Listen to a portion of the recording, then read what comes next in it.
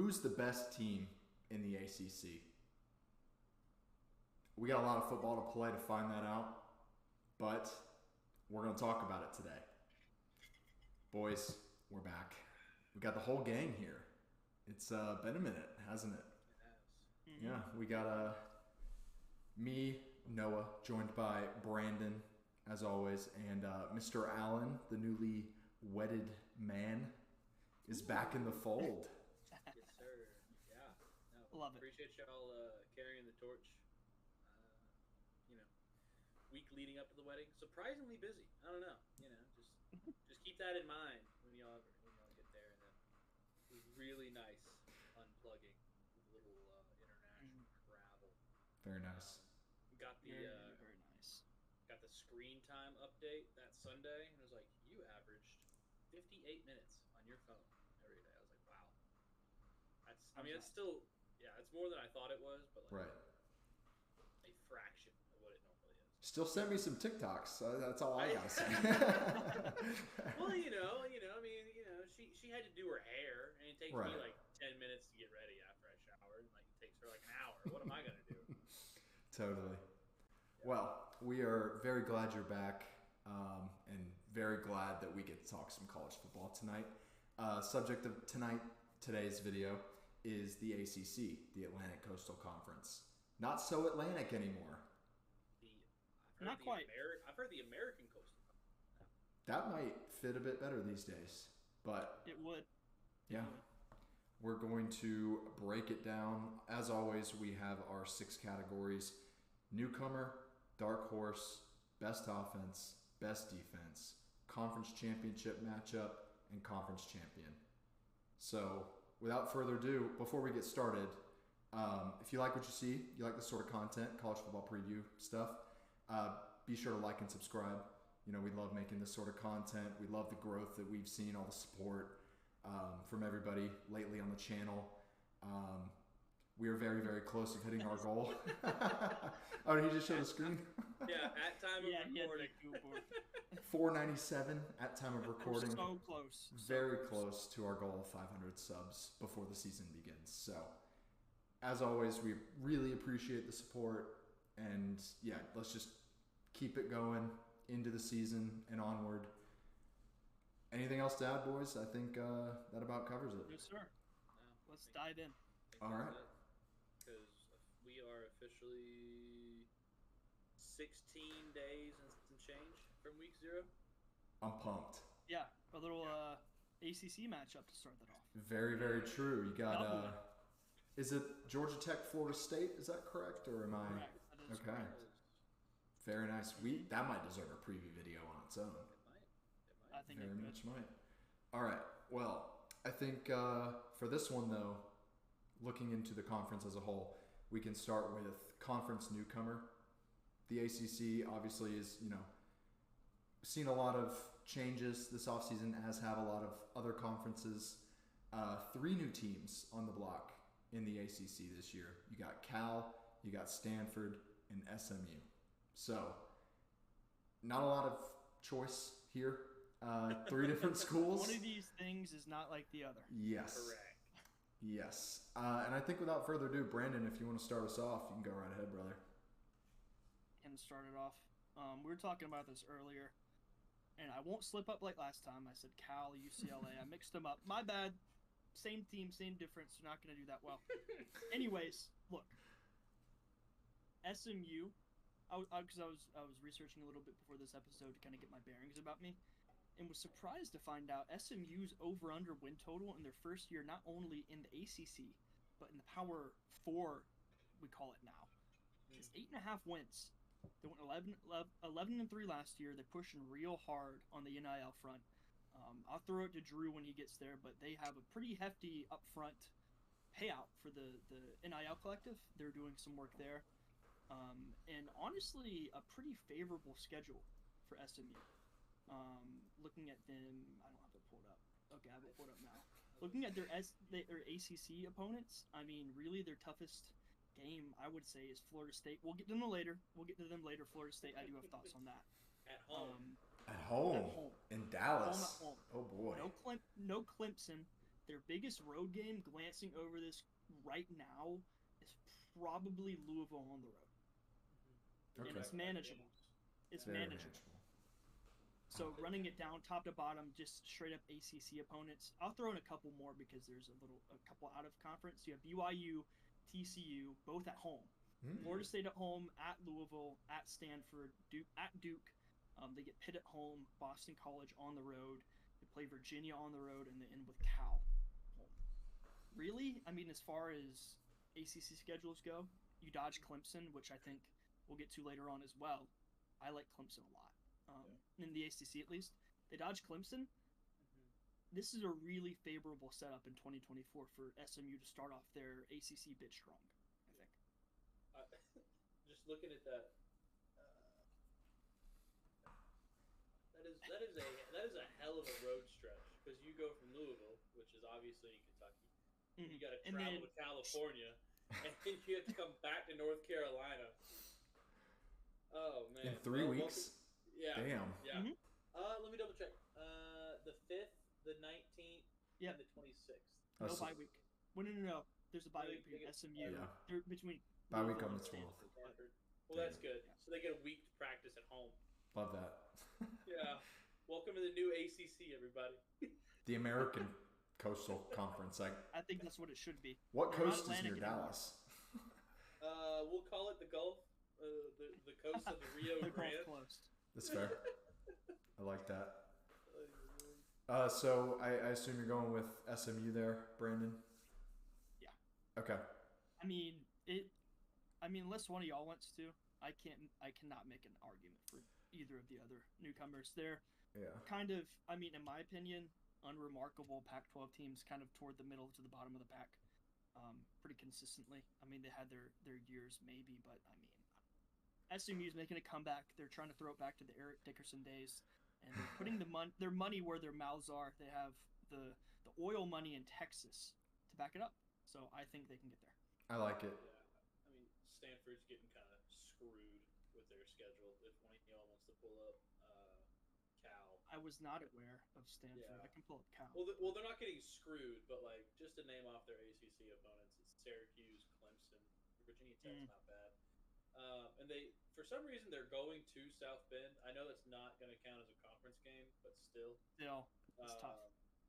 They play SMU, like you already mentioned, Wake Forest, NC State, Louisville, Cal. That's tough. The only person they're missing is Florida State. That's rough.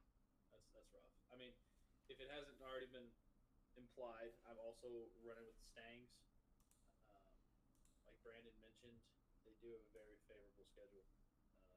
If they can get through September, first part of October, they should be cruising through the rest of the year.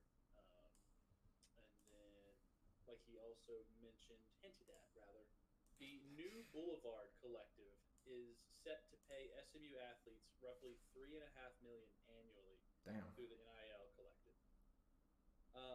Now, from how I understand this, how I'm reading this is from On3. Going to give a shout out to the guys that did the dirty work for us.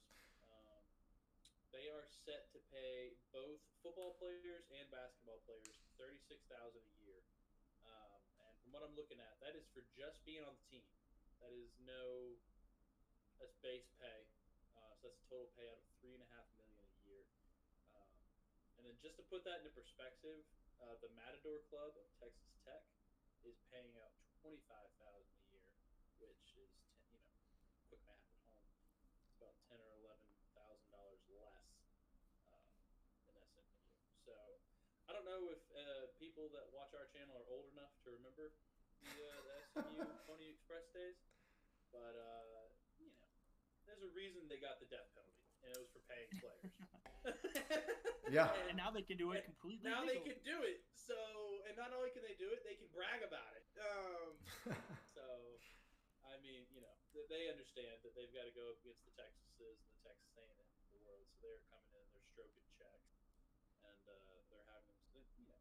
They're in Dallas, which is the business capital of that part of the country, easily. The money's going to be there. So the athletes are going to come. The coaching staff's going to be there. No disrespect to the Golden Bears and the Cardinal. No disrespect to those guys, but money talks. Valid. I like that. It does. Yeah. I'm honestly in agreement. Just to kind of cap off what y'all are saying. I think we're about to witness the fastest ascension of a program that we have ever seen in college football. I think SMU is a sleeping giant. Obviously, they have the boosters dating back, to the 80s when they got the death penalty for paying players. A lot of rich people in Dallas and a lot of rich SMU alums who want to see this program succeed. And they're going to open the pocketbooks to make that happen, honestly. And I think it would be just wrong to talk about the ACC as a whole, the conference as a whole, and not talk about SMU because they are going to be a major player this year and for the next decade at least. So I think, obviously returning the quarterback, Preston Stone, that's big. Rhett Lashley, his offense is going to be very, very good. They got a transfer from, I believe, Miami. I think his name's Brashard Smith, running back. So they're going to have some dudes. They hit the portal heavy. So they are coming to the ACC with weapons. So they're going to put this conference on notice. And with the schedule that Brandon ran through, it's going to be a very, very quick ascension to the top. They also play opening day. Oh, yeah? After Florida State and Tech do. They play at Nevada at 8 o'clock, if anyone cares. So At we're Nevada. gonna see early at Nevada. They must have scheduled that a while ago. Yeah. Yeah. Our brothers from the Mountain West. What's the next category? The next category would be Dark Horse. Dark horse.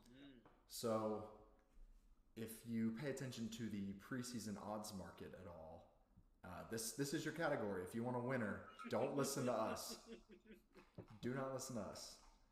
No, we have terrible track record. We think we know ball, but, We like to think. yeah. Mostly a vibes guy. Absolutely, I agree wholeheartedly. But, if anyone wants to take it, let's talk Dark Horse. I'm trying to find the preseason odds Okay. for the conference. Let's see. This is bad YouTubing. Who cares? I'll cut it. We'll edit. Cut. Okay, I got it. Do it live. I got it. No, you don't have to cut it. You don't have to cut it. All right, so just kind of going down the horn. Florida State plus 250, Clemson plus 350. This is bet 365. We'll go with it. Clemson plus 350, Miami plus 400, NC State plus 600, Louisville plus 600, Virginia Tech plus 1,000, SMU plus 1,800. That's a bargain. That is a bargain. North Carolina plus 3,000, Syracuse plus 5,000, and then Georgia Tech plus 10,000 for our true believers. What was NC State? NC State plus 600. What's wrong with the Wolfpack? Fuck with the Wolfpack. Any more notable ones? Stanford plus 50,000. Duke plus 10,000. Yeah, that's... So Riley Leonard or Mike Elko. Yeah, very true. Kind of hurts. Yeah. I can start this one if y'all are okay with that. I think, obviously, the home run pick here would probably be SMU. I'm going to leave it just because I feel like one of y'all will probably take it. But, we've just talked about SMU. We've covered them for now. I'm going to go with the Virginia Tech Hokies. Shout out Film Stocked. That's his dynasty team. Yeah, they are plus 1,000 to win the conference. That is good for, I believe that is 6th best odds. Honestly, just because of the returning production. They are top 5 in FBS in returning production this year. I think Kyron Drones, their starting quarterback, he took over as a starter midseason, really played well down the stretch. I think, an offseason as the guy will benefit him greatly. I think, let me see. Oh, yeah, here we go. Here's a stat. Tech averaged 60 rushing yards per game before this guy took over as quarterback. After, they averaged 213 rushing yards a game. So that's good for like 150 yard per game increase. So they're going to be toting the ball. Yeah. Offensive line might be a question mark, but I think Virginia Tech could be into shock some folks. Mm-hmm. I mess with it. I like the Hokies. Defense. Hey, top 20 defense. Sorry, I'm reading on my notes. Sorry, that was a little late. Totally fine. Totally. You're good. No, I mess with it. But I can go ahead and take it next. Yeah, sounds good. I am doing another technical institute. I might sound like a broken record. SMU's the obvious pick, like Noah said. And let me preface this by saying we're going to preface Dark Horse. This is not Dark Horse during the conference. This is Dark Horse for team expectations, in my opinion. We have the Georgia Tech Yellow Jackets. Look, we're all UGA alum, right? They're not bad. They're not a bad team. They're trending. Whatsoever. They're trending upward. Their win total this year is 4.5. Me personally, I'm taking the over. I think they make a bowl game. Last year, all three of us were in attendance of the Georgia Tech game in Atlanta, Georgia. Hung on there at the end.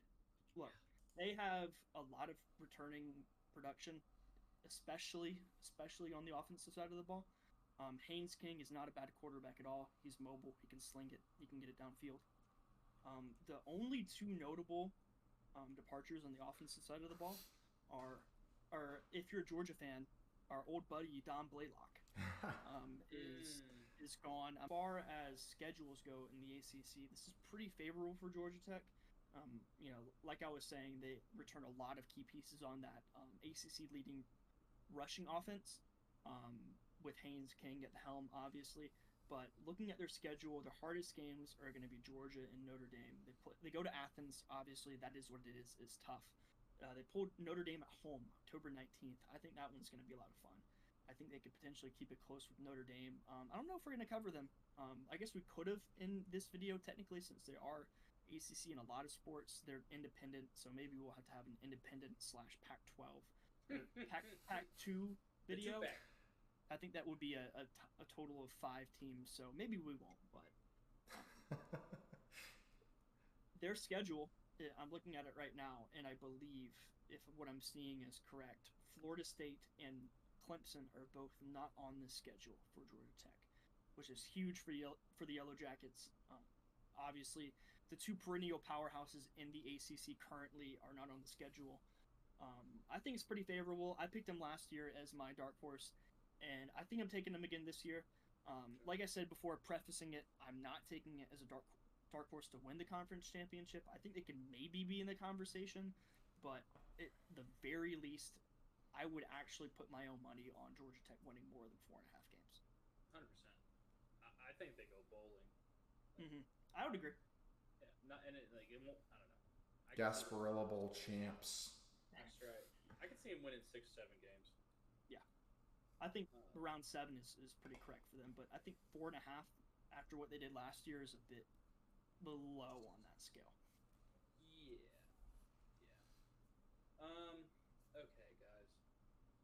I don't know why this is so difficult to find, but could someone find NC State's win total, please? Or try, because I've seen 7, I've seen 8. I'm about to just say 7.5. Honestly, schedule. It seems abysmally low. I have 8.5. Okay, that seems a little better. Personally, yeah. Hold on, I think I took a screenshot earlier, doing some research for this. Maybe not. I don't know. Call it 8.5. Maybe. Call it 8.5. Around there. Okay, cool. Appreciate that. Yes, sir. So anyway, what is going on here, right? I'm not going to beat around the bush. I like NC State. I just moved to North Carolina. Apparently, you have to pick one. Going the Wolfpack here. My grandparents are from North Carolina, and the first thing they asked me, they're like, "All right, you pick Duke or UNC?" I was like, neither. None of the above. But anyway, so there's no way this is that's crazy. So So NC State actually opens the season with Western Carolina on a Thursday home. And then they play in the Dukes Mayo Classic against Tennessee. So the I say all that to say this.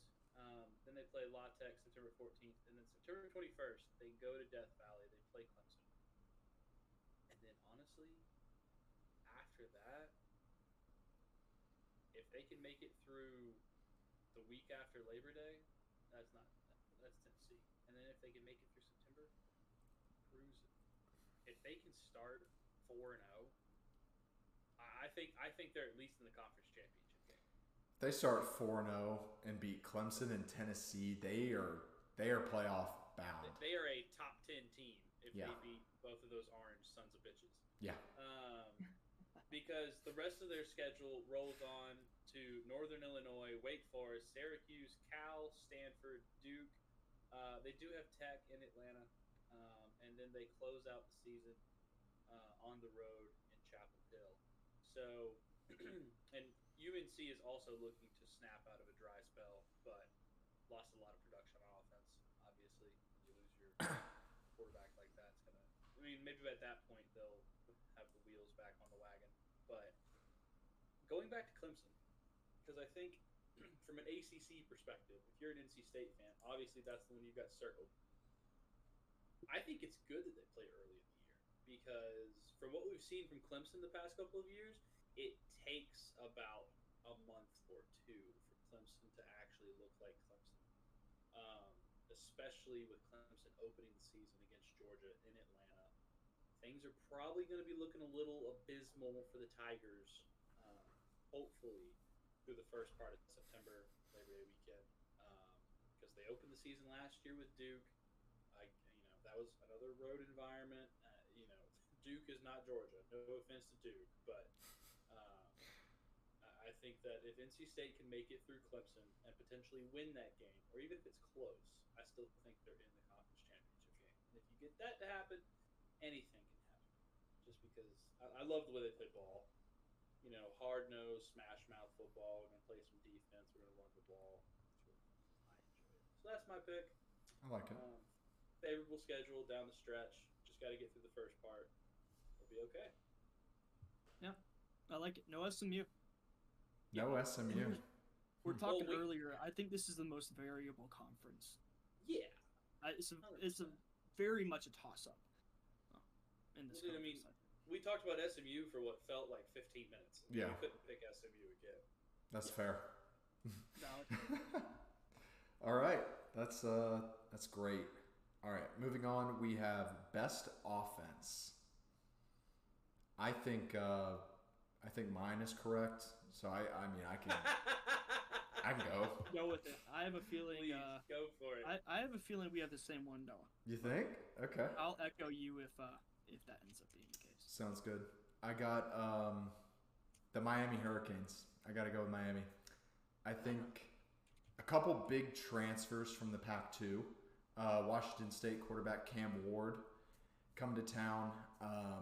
Very, very talented player. I don't know, if y'all have seen any Wazoo games recently, but very, very talented quarterback up there last season. And I think he is going to, honestly, if I have to pick a player from the ACC to be in the Heisman conversation, far and away going to be this guy. Uber talented, dual threat guy. I'm excited to see what he does this year. And another transfer they got at the running back position, Damian Martinez from Oregon State.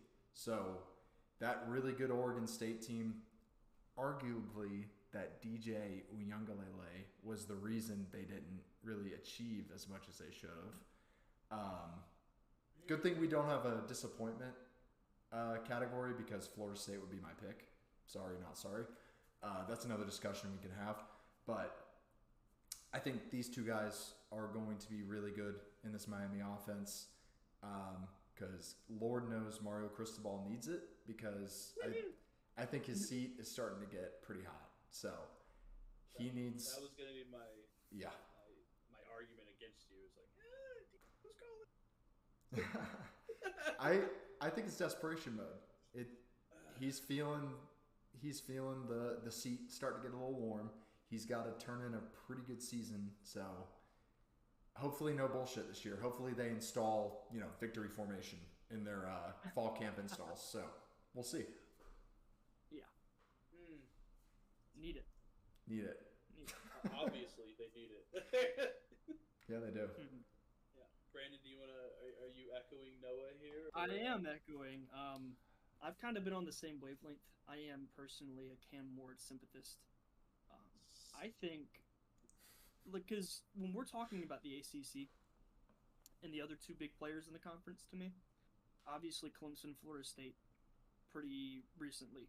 Those are the people to beat, right?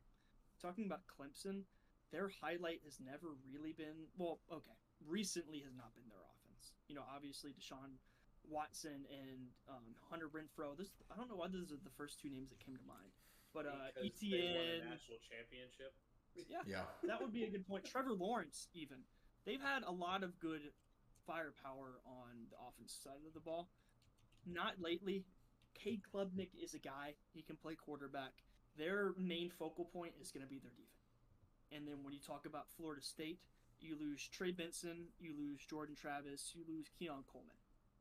Right? Those are huge body blows to Florida State. Huge. And we can get to them later. I think there might be a little bit of talk about them in the conference championship category. We'll get to them later. But offensively wise, I'm not the biggest believer in DJ Uiagalelei. He could prove me wrong, but didn't do anything at Clemson, had a all right year at Oregon State, and now he's at Florida State. I'm going to need to see it on the field before I can believe it. But to echo what Noah said, I also have Miami. They have not only a lot of returning offensive talent from last year that they already had. They got some transfers. He touched on a few of them, but to look at what they're returning from last year internally. Okay. So, transfers wise, Cam Ward, like Noah said, Damian Martinez, and then Sam Brown. I don't know if you touched on him. He's a wide receiver from Houston. He's a solid target for Cam Ward coming in.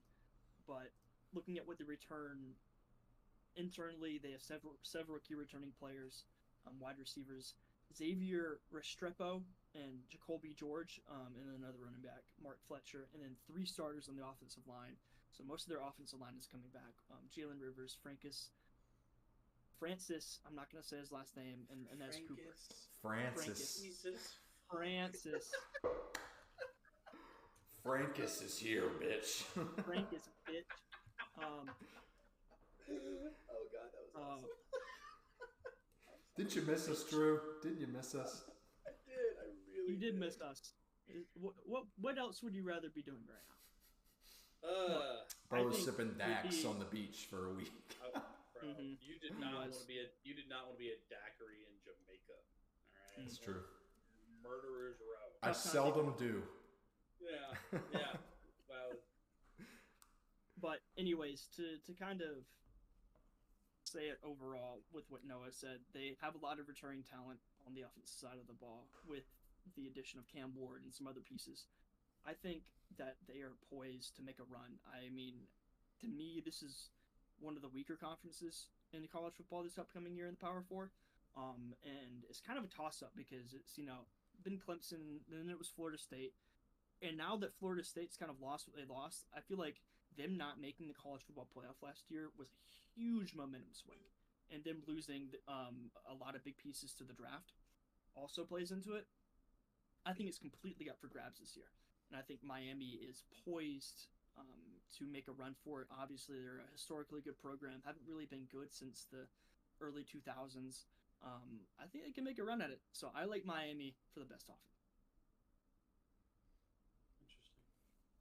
That's fine. If I need to be the guy that goes elsewhere, it's fine. Do it. Do it, bitch. Bet you won't. And it's just tough because you guys have been ragging on, and I gotta go with the Knowles here. I mean, listen, is DJ Uiagalelei going to win them games? Probably not. But Is he All he going has to do is it? not lose them. All he's got to do is not lose them, guys. Like, looking at his Oregon State statistics and strength of schedule.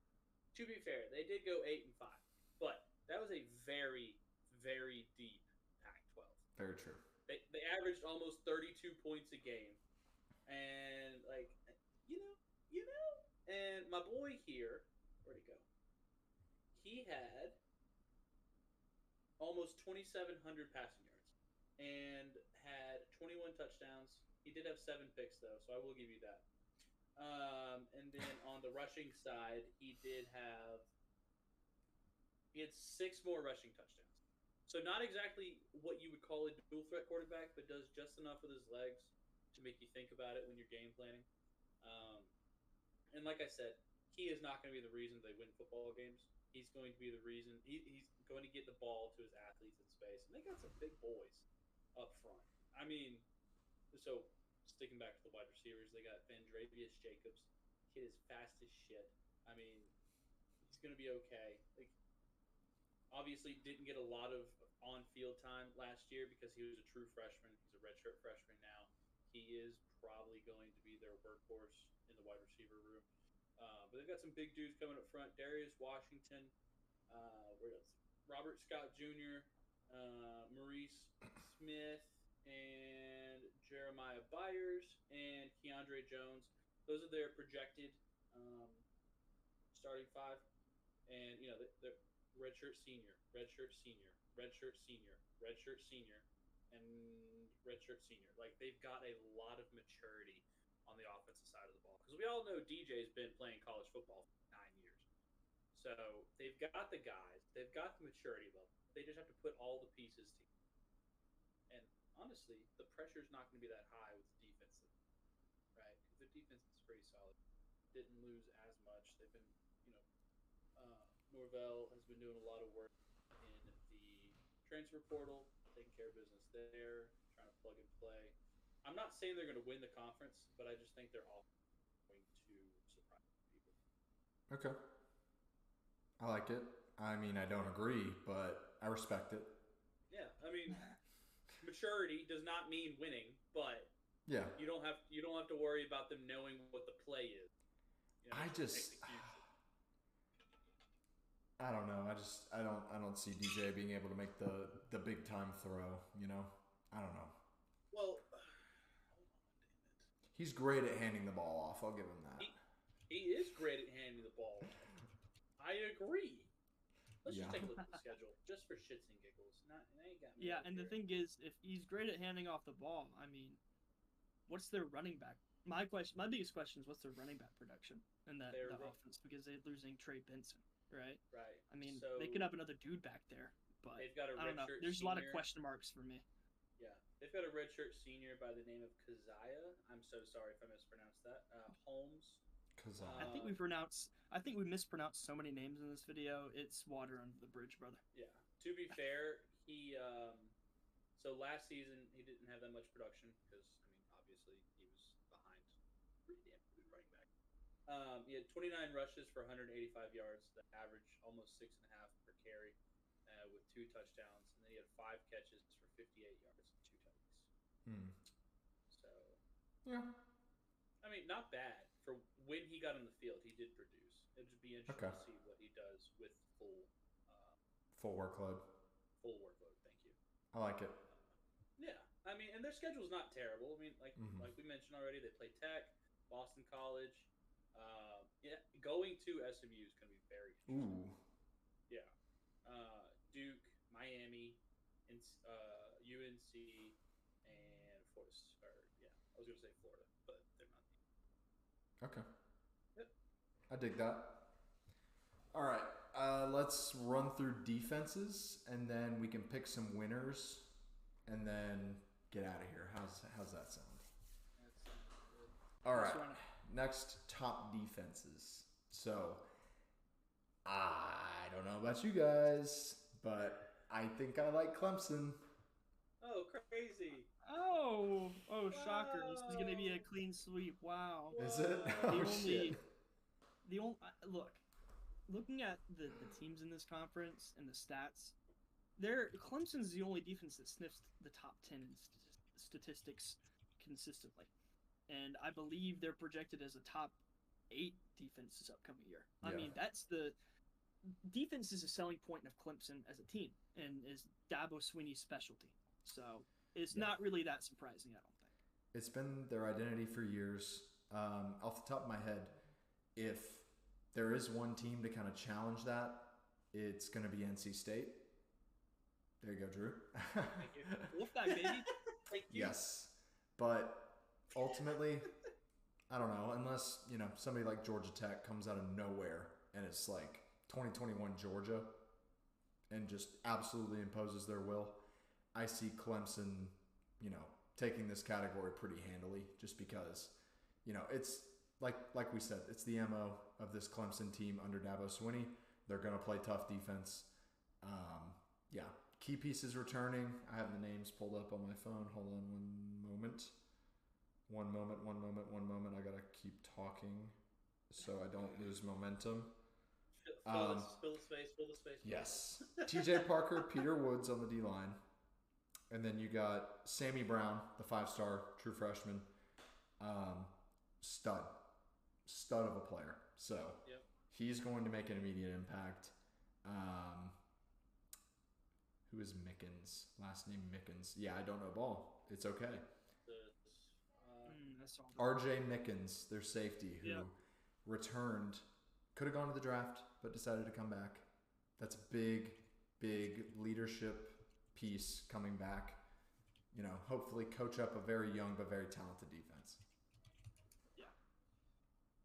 Yeah, I like it. I mean, I don't really know if I have much more to add. I mean, with the teams that they're adding to the conference, not really contributing that much on the defensive side of the ball, adding Pac-12 teams and then SMU.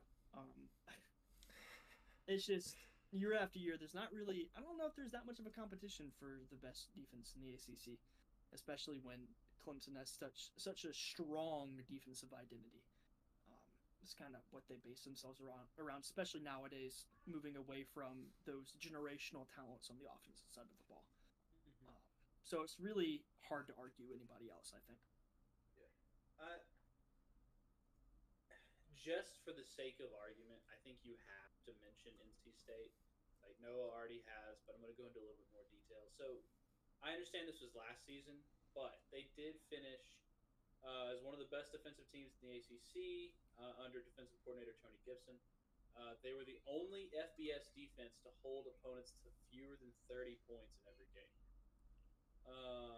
They had more interceptions than passing touchdowns allowed. They had 19 picks, and they only allowed 15 passing touchdowns. That's impressive. Yeah. I like that. That's damn good. Yeah. Lockdown. And they held opponents to 3 yards a carry. Now, to be fair, they have lost some key players. But, I mean, they finished second last year and 14th nationally. They averaged 19.7 points, which I understand the ACC is not the offensive powerhouse that it once was, but I think that's still pretty impressive. Let's see, Tony Gibson, what has he been able to do? That was 9 months ago. That's not going to help me. But anyway, yeah, I'm just going to say that, yes, is Clemson probably going to be the best defense in the ACC? Most likely.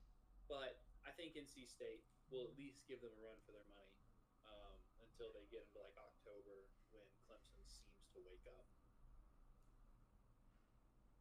I like it. Yeah. I like it. You got to give somebody else some shine in that category in the ACC. Definitely. Because I mean, that's been their identity, just on a lesser defensive football. Well, yeah, not everybody's on Clemson's, vying for the playoff most years level. So right.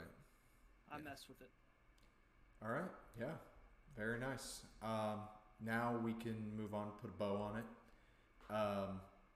Yeah, Drew, you're here for Big 12. Just kidding. So. Yep. Yeah, we can run through our conference championship previews. You can say, who you have in the game, explain why, and then, disclose your winner. I feel like I've gone first a lot in this video. Anyone else want to take it?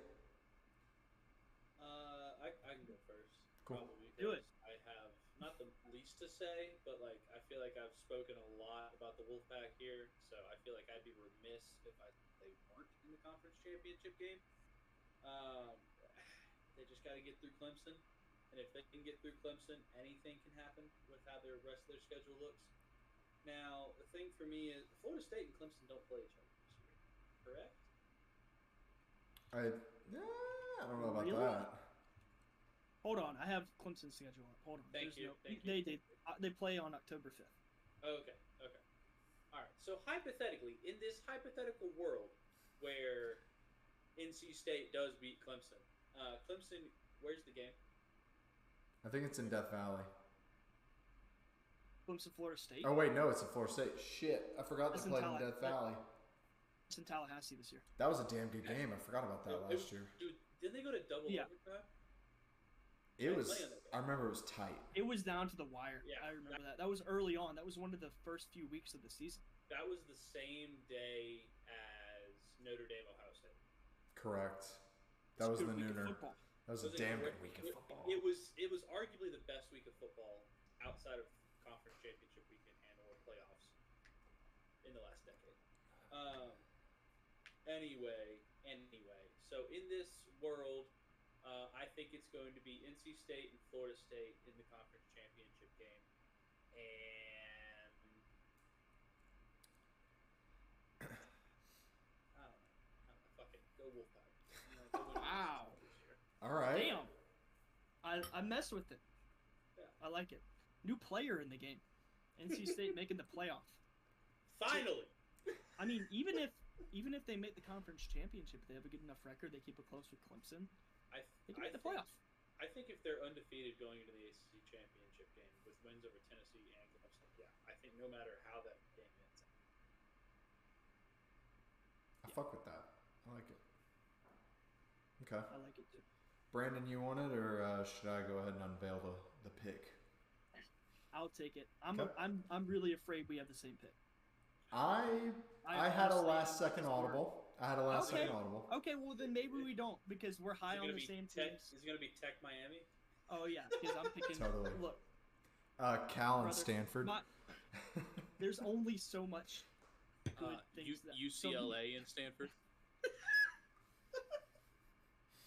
UCLA, baby. Hell There's yeah. only so many good things I can say about Georgia Tech. They're a good football team, but I cannot put them in the conference championship. I'm gonna go. I was talking them up earlier. I'm gonna go Miami and Clemson. That's what I had. I just and you switched it. I'm glad you switched it because I was like in my head I'm like I think we have the same pick. So I'll go through mine and you can go through yours. Okay. But I think with Miami, they're poised. I mean, it's wide open for me with how much. I mean, I know we have differing opinions, and how it plays out is going to be interesting to see. I just don't have much confidence in Florida State. I remember last year we were all over them. It was a consensus. They're taking it over. This is Florida State's year. Clemson, they're done.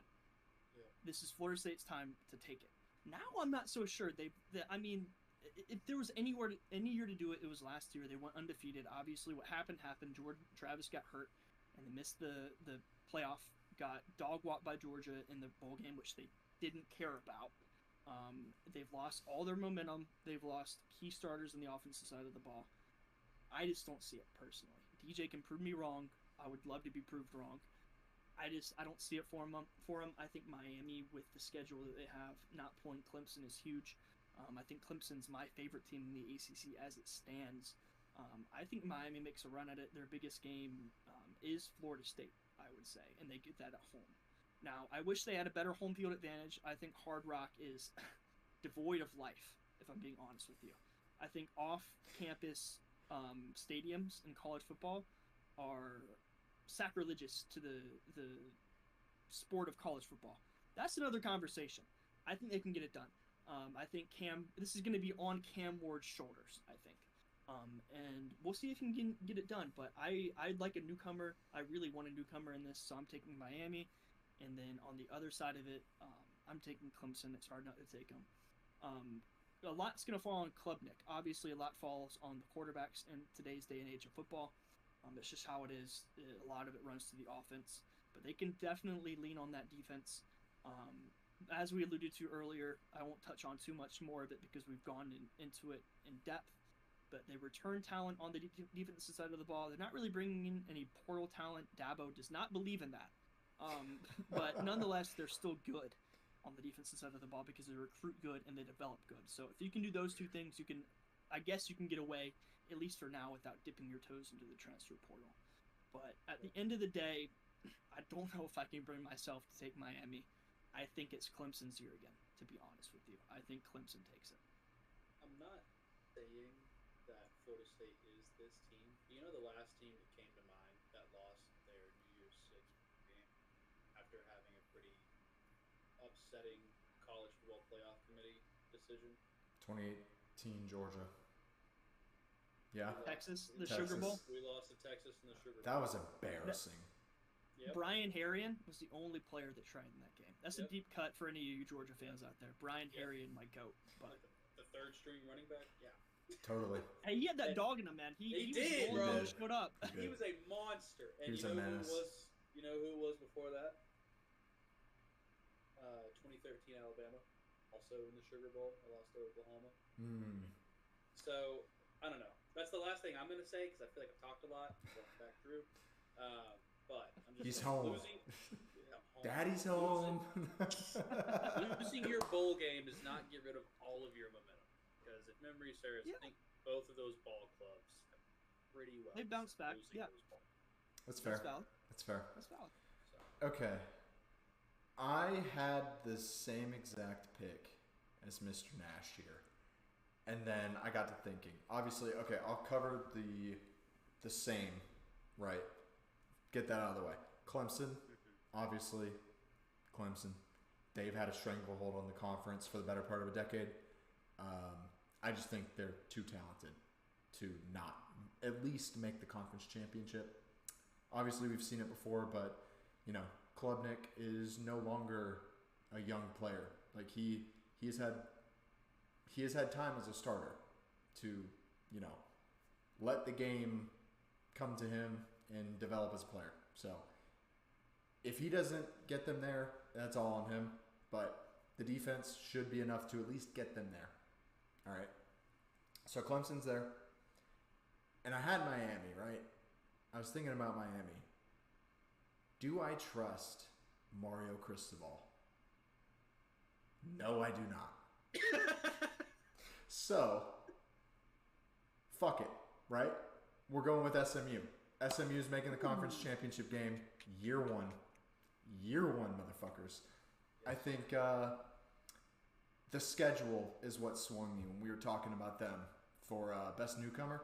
The schedule is a damn cakewalk. So, yeah, they are going to come into the conference, you know, returning a decent amount of production. Quarterback is the main thing. They're bringing their quarterback back from last year. 10-2 record, obviously, you know, went down the stretch. Still won the American. Coming back, if he stays healthy, they have a pretty good shot to win the conference. I'll die on this hill. And as for the game itself, I think it's tight. I think it's back and forth. I ultimately have Clemson taking it in a close game, but SMU proves themselves in year one and sends a message to the ACC and college football. They're coming. They're coming. if you throw enough money at it, you can win ball games. That's true. Today's day and age, absolutely. That's what Oregon's doing right now. Phil Knight's not going to let that team loose. No, he's not. All right. Well, that is my pick. Any dissent? Shall we debate? I don't know, man. I love it. I love the variability. I I mean, like the it. thing is for me personally, as a college football fan, if anybody wins that's not Florida State or Clemson, I would love it. Yeah. Yes. I can't talk myself out of Clemson. I can't do it. That's my pick. I would love to be proven wrong. SMU, Miami, or NC State, any of them. That would be. I love parity in college football more than anything else. So. I agree, 100%. All right. Well, I think our job here is done. If you like what you saw, or you have some dissenting opinions, give us all the smoke in the comments down below. Please. That's what we're here for. And as always, like and subscribe. We are very, very close to our goal of 500 subscribers prior to week 0 of the 2024 college football season. What's our live count? What are we at? 497. 497. 3 more of you. Any of you beautiful people. If you click the Come on subscribe button, I will kiss you on the mouth. Wow. Unless I don't. Only males. No, I'm kidding. With consent. With consent. Yes. Yeah. Yeah. Do we need to come up with a prize for the 500th sub? 500 sub gets. Is there a way to tell that? I don't know. We'll figure it out. Comment your Venmo if you see this, and we'll buy you a beer. We'll send you $1. I'll buy you the cheapest PBR you can find. Yes. Ooh. I'm about to make 3 burners. No, I'm kidding. But I think that about takes care of us. Boys, I enjoyed talking ball with y'all as always. And yeah, we'll catch you in the next one.